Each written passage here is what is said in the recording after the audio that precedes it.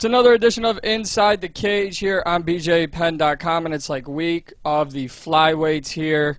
Earlier in this week we had 2 episodes drop with 2 flyweights, and the third one will be in the main event on June 13th against Jessica I, and she's the one and only Cynthia Calvillo. Cynthia, thank you for joining me.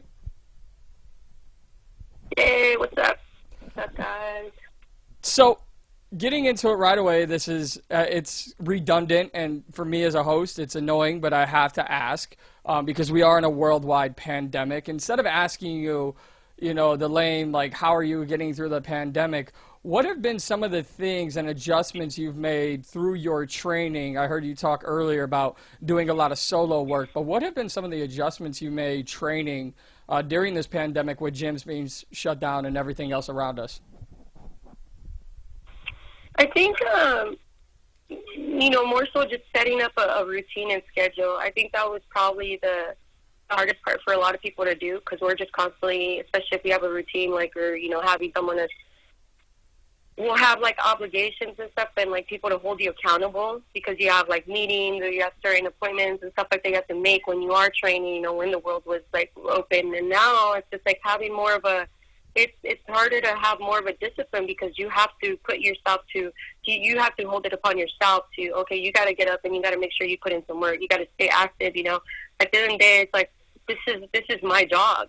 My job is a professional fighter, is to train and to stay in shape. So I think I did a lot of growing. I think it was very important to do that. I think if anything, beforehand, you end up being a little bit too much codependent, I think, on just like, what are we going to do now? Like, that's what it felt like when everything was closed down. So once I was able to just kind of do this on my own and get myself in a good routine, I feel like it definitely made me mentally stronger, and it just brought me back to the way when I first started training. I started at a very small gym and not very many people there at all. And, nobody telling me anything, whether I needed to show up or not.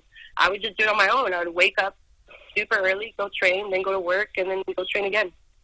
See, that's my favorite thing about fighters fighting right now, is you guys are almost, not everyone is on board with it when I say this during interviews, but I do see you guys as a symbol and message of hope. The UFC, the first sport back in a country where pro sports run everything in America here. But you're getting back into it, and even more so specifically you. I'm sure you know this, Cynthia, but literally everyone on social media is a fight critic. We call them trolls in this side of the world, but everyone has something to say, and I'm sure you've heard it all. And instead of looking at it as a negative thing and moving up to flyweight, I see it as a opportunity for you. Do you feel the same way? You're going to feel a lot better physically. This is a newly somewhat created division with just one champion kind of running the show. Is this the biggest opportunity you've been waiting for? Absolutely. I think I got an opportunity to go on another big wave. I got that opportunity when I got into the UFC. I had such an amazing run when I first got in, and then after that, I just kind of went a little bit downhill. I had a little bit of bad luck, and then I kept missing weight, and so I don't want to do that anymore, and I don't want to take away from, like, all the hard work that I do put in. And I think it's going to be better performances for everyone. And I hope that, I think a lot of people are learning now that for longevity, fuck weight cutting so much. Sorry, excuse my language, but it's just not good. So I'm hoping that everybody also follows my lead. I know Alexa Grasso's moved up, Courtney Casey moved up. Everybody's doing it. I think ultimately it's going to be better for everyone, and we'll be able to fight so many times.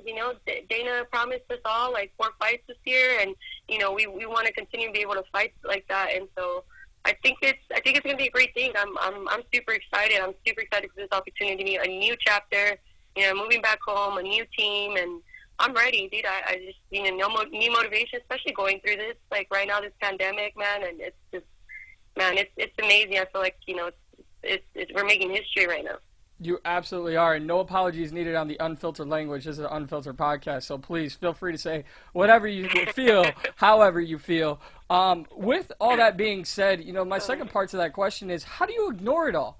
You see a lot of fighters, they feed off what fans are saying or what critics are saying or what trolls are saying. And when you miss weight, of course, you know, people are going to say what they have said about you. But you spin that in a positive. Not only are you moving up, you have a better opportunity, and you're fighting during a pandemic. So you're really just capitalizing on everything in front of you. Yeah. No, absolutely. I mean, this is what it's all about. You know, you cannot, you know, fighting. You know, you can't be doing this if you're scared. It's all about taking opportunities, and you got to be ready to take them. You know, it just takes a special type of person. And then, you know, on top of the whole like hate too. I mean, I got it already. I mean, I haven't had the best. You know, everybody was like, as soon as I, you know, got into the UFC, all the fans were like, yeah, you know, this is badass coming out of nowhere. And then, you know, I get some bad luck, deal with suspension, and I end up missing weight twice. You know, people are not happy about that. And I understand that. You know, it was a hard time. It was really, really hard for me. But I've gone through so many things in my life that you know, I'm used to it. You know, these people are going to keep talking crap. They definitely don't think I deserve the main event. And that's fine. You know, they can keep doing and saying whatever they want. But that's not going to stop me from doing what I'm doing. Ultimately, I think, you know, once I get back in there and I start beating these girls up, they're definitely going to change their tune. It would be hard to argue against you if you go out there and do what you plan on doing against Jessica Eye. You talked about it being back home. You mentioned earlier you're training at AKA. What is it like changing a gym, and when did you start at AKA? Was it and did you have to adjust because of the pandemic? Oh, absolutely. It's been crazy, man. I think I was just barely about 3 weeks in. Oh, gosh. You know, and then we got shut down. So it was great when I first got there. I was like, man, this is going to be a sick camp, you know. This is it. I'm excited. Khabib's in there. The energy was just insane. I was like, fuck, yeah, let's do this, you know. And then, boom, sorry, we're closing the gym. Khabib's out. He's flying back to Russia. Fucking, it went crazy. Nobody wanted to train. But now, it's been great. You know, I talked to Hab. I think everybody's starting, you know, get a little bit back to normal. We still have the restrictions. We're still not allowed to be open. We're not really supposed to be there in the gym, but they're allowing me to. It's only me and one other fighter that are allowed to go there during the week. And I have my couple of training partners and my coaches, and we have our own room. So we try to be really, really careful. But, you know, as far as everybody coming in together right now, it's been great. Definitely not the same. We don't have the whole team there and stuff, and that's fine. But, you know, it's amazing. I'm just very motivated to be able to do something like this during this time right now. It's crazy, but I cannot wait till I get back to normal and, you know, I can get some real, you know, training and get to know everybody on the team. But definitely got, you know, halted there, slowed down when the pandemic hit. But so far, it's been great. I'm really excited about this. Couple more here for you, Cynthia, and I appreciate your time.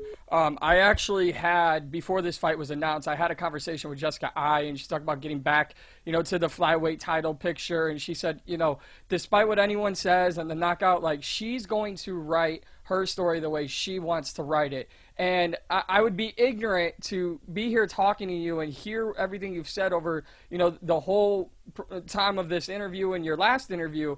And, you know, I believe Cynthia Calvillo also is about to start writing the next chapter of her fighting career, and that just makes for a perfect main event. How do you see your situation and Jessica Eye's situation going into this fight and looking to stake your claim in the flyweight division? Man, I mean, Jessica Eye, I mean, by any means, you know, she doesn't back down. She doesn't even give a fuck about what anybody says or anything. Her main objective is to be herself and to be one of the baddest women on the planet, you know, and so is mine. So I think it's going to be great. I mean, she's been doing this for so many years, you know, and she's still going at it. And it's, you know, it's the same thing for me. I think it's going to be a great main event. You know, it's crazy that it's like in a 3-week notice 5-rounder, but I think it's going to be great. I feel like I've actually performed better on short notice fights, and you know, I have a new fire, and I feel super passionate, and I know that she feels it too, that she's still up there. She's still the #1 contender. She can definitely get back in there. She puts on some good performances, but dude, I'm hungry. I'm there to take it. I'm there to get back in there, and I feel like, man, I am so thankful. I cannot wait. I'm going to beat Jessica Eye, and then they're going to be talking about me taking the next, title shot. Last one here, and it's a two-parter, so I'm kind of cheating here, but it is my last question. Fighters, of the flyweights I've talked to this week have said, listen, 1 fight, you're in good position. 2 fights, you're rolling. 3-fight win streak. It's hard to deny a title shot in the flyweight division. You have a unique opportunity here against Jessica Eye to beat the #1 ranked flyweight in the division. What would a win over Jessica Eye do for you in the division? Do you think it sets you up right away after the scheduled title fight later this year? And what should fans expect from you in this fight against Jessica Eye? Well, definitely for this fight, when I get through Jessica Eye, I'm definitely going to put me up there for this next person, or I know there's a couple fights already that they're lined up. Lauren Murphy's up there, and that match that just got set up. And there's a lot of fights up there. There's a lot of girls that are probably deserving of the match as title shot as well, as long as they keep winning. But like I said, because of my resume, I feel like because I beat Joanne Calderwood, and then I beat the #1 contender, and they already fought the champ, or they're next to fight the champ. So how would I not be in the talks about it? Especially if I very impressive win, which is what I'm looking for. We don't have enough time to get ready for a 5-round fight. So you better believe we're gonna go in there. We're trying to finish as soon as we fucking can. So I'm gonna go out there and I'm gonna do what's best, and I'm gonna drag her ass to the ground. And, hopefully it's a ground and pound, or she can give me her neck, whatever she feels like giving me. But that's the plan. The plan is to just go in there and do what I want to do. Cynthia Calvillo, best of luck in your fight against Jessica Eye. Welcome to the flyweight division. I'm sure you'll make your statement known on June 13th. Best of luck, and hope to talk again after your fight. Thank you. Appreciate it. Thank you. That was Cynthia Calvillo, fired up Cynthia Calvillo. We've had Jessica Eye on the Inside the Cage podcast in the past, and you take that interview, you take this interview, you got a hell of a main event on June 13th. Big thank you again to Cynthia for joining me, and until next time, as always, folks, I am Mike Pendleton. Follow me on Twitter at MP2310, on Instagram at MikeP2310, and follow bjpen.com on Twitter at bjpen.dot.com. Until next time, as always, stay tuned. We've got more Inside the Cage coming for you in the coming days. We'll see you soon, everybody.